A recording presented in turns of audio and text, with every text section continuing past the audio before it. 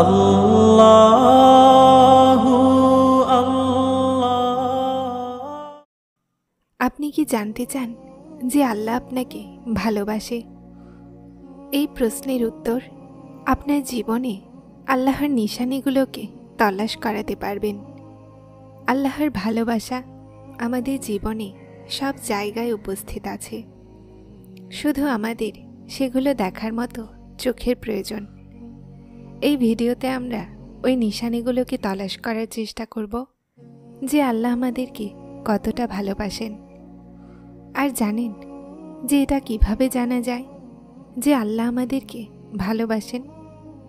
তাহলে শুনুন, যখন হতাশার পরে কোনো শক্তিশালী মজেদার খেয়াল আপনাকে পুনরায় আল্লাহর কাছে নিয়ে আসে, যখন হেরে আপনি পড়ে যেতেই লাগেন, তো হঠাৎ করে আপনার অন্তরে তাহাজ্জুদের খেয়াল এসে যায়, যখন গুনাহের একটু পরেই আপনার অশ্রুসিক্ত চোখ আপনাকে তওবা পর্যন্ত নিয়ে আসে, যখন বারবার পরিস্থিতি এতটা খারাপ হয়ে যায় যে আপনার বেনামাজি অন্তর আপনাকে সেজদার দিকে টেনে আনে, যখন সময়ের আগেই আপনার দোয়াগুলোর বাস্তবতা আপনার সামনে তুলে ধরা হয় আর আপনি বেঁচে যান, যখন সব কিছু আপনার হাত থেকে বের হয়ে যায়, শুধুমাত্র আপনি আর আপনার রব থেকে যান, তাহলে বুঝে নিন যে আল্লাহ আপনাকে অনেক ভালোবাসেন।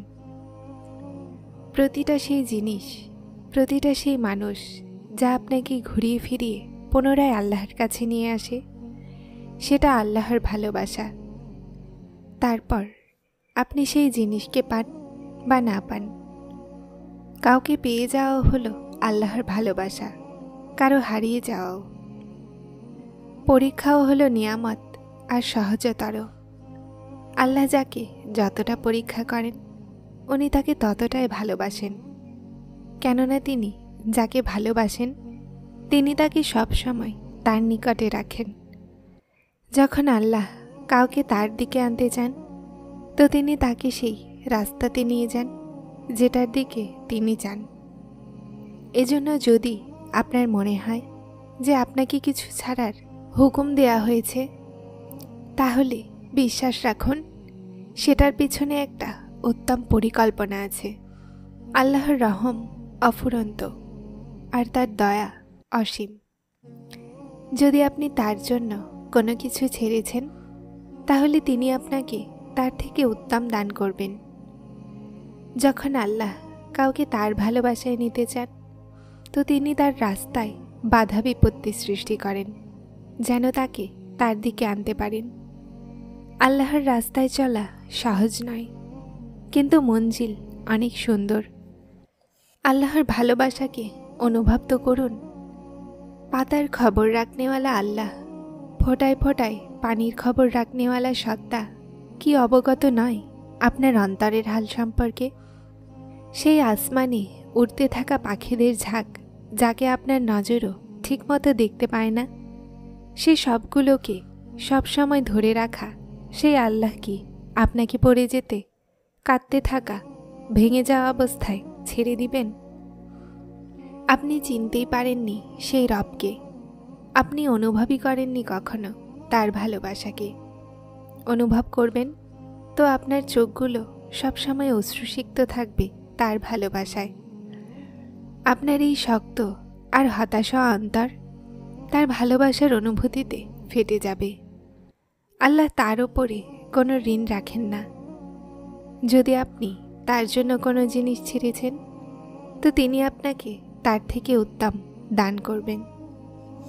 মানুষের এতটা ক্ষমতা নেই যে সে আল্লাহর দয়া হাসিল করতে পারবে। আল্লাহ যাকে পছন্দ করে নেন, তাকে তার দোষ ত্রুটি আর নাপাকি সমেত তার দিকে টেনে নেন। যখন আল্লাহ কাউকে পছন্দ করেন, তো তার চিন্তাগুলোকে বাড়িয়ে দেন যেন তাকে তার নিকটবর্তী করতে পারেন। আল্লাহর উপরে ঈমান রাখুন। যাদের ঈমান মজবুত হয়, তাদেরই জন্য মজেজা হয়। আল্লাহ যখন কষ্ট দেন, তো শান্তিও দেন। তাহলে চান তার কাছেই শান্তি, সবর আর সাহায্য। তারপর আপনি রহমানকে রাহিমই পাবেন। আল্লাহর সামনে ঝুঁকে যান। আল্লাহ কারো সামনে আর ঝুঁকতে দিবেন না। মানুষের সামনে হাসতে থাকুন, কেননা দুনিয়াবাসীরা হাসতে থাকাদের পছন্দ করেন। আর আল্লাহর সামনে কাঁদুন, কেননা আল্লাহ কান্নারতদের পছন্দ করেন। আর যে অশ্রু আল্লাহর ভালোবাসায় গড়িয়ে পড়ে, সেটা আল্লাহর কাছে অনেক পছন্দ। যে ফায়সালা আমাদের রব করেন, বিশ্বাস করুন, আরশ থেকে জমিন পর্যন্ত সেটাই উত্তম। শুকরিয়া আদায় করতে থাকুন সেই রবের, যিনি সহ্যের বেশি দুঃখ দেন না, কিন্তু যোগ্যতার বেশি সুখ অবশ্যই দেন। যদি আপনার রিজিক থেকে অন্য কারো রিজিকেরও প্রয়োজন পূরণ হচ্ছে, তাহলে আপনি সৌভাগ্যবতী যে আপনার রব আপনার রিজিক পাক করেছেন। আল্লাহ কখনোই কারো জন্যই তার দরজা বন্ধ করেন না। আল্লাহ ফিরে আসাদের জন্য সব সময় তার দরজা খোলা রাখেন। আর তিনি দোয়াগুলোকে তো কখনোই রদ করেন না। হ্যাঁ, নিজের কাছে সামলে রাখেন ঠিকই, আর তারপর তিনি দান করেন। আল্লাহ যেখান যেখান থেকে দান করেন, সেখান থেকে আমরা ধারণাও করতে পারি না। যখন আপনার জিকিরে ইলাহি শুনতে ভালো লাগবে, আল্লাহর আপনার সাথে ভালোবাসা হয়ে গেছে। যদি কোনো জিনিস তকদিরে লেখা নাও থাকে, তো তারপরে দোয়া অবশ্যই করা উচিত, কেননা তকদিরের সামনে আমরা নিরুপায়। তকদির লিখনেওয়ালা তো নিরুপায় নয়। হতাশ তারা হয় যারা আল্লাহর ওপরে বিশ্বাস করে না, আর গরিব তারা হয় যারা আল্লাহর নিয়ামতগুলোর শুকরিয়া আদায় করে না। আদবের দরজা এতটা ছোট আর শুরু হয় যে সেটাতে দাখিল হওয়ার সময় মাথাকে ঝুঁকাতে হয়। যখন মানুষ আশা আকাঙ্ক্ষার পাবন্ধী হয়, তো তার বেশি মিথ্যা বলার প্রয়োজন হয় না। বিশ্বাস নেই তো গাছকে কেটে দেখুন, কাঠ আর কাঠ। রিজিক জমিনের ভিতর থেকে আসে না। বিশ্বাস নেই তো খুঁড়ে দেখে নিন, মাটি আর মাটি। এই সব তো আল্লাহ তাআলার হুকুমে হয়, হোক জমিন থেকে বের করো অথবা আসমান থেকে। আল্লাহর সাথে বন্ধুত্বের পর একটা সময় এমনও আসে যে যখন আপনার একাকিত্ব থেকে ভয় আসে না, একা থাকতেও খারাপ লাগে না, চোখগুলো থেকে মানুষের কারণে অশ্রু পড়ে না, ঠোঁটে সবসময় হাসি থাকে। আমাদের সাথে সবসময় কেউ কথা বলুক বা না বলুক, মন প্রশান্ত থাকে। মানুষের যতটা সংযোগ রিজিকের সাথে আছে, ততটাই সংযোগ রিজিক দেনেওয়ালার সাথে থাকতো, তো তার মাকাম ফেরেশতাদের চেয়েও বেশি হতো। সবর শিখে নিন। আল্লাহ সব জানেন।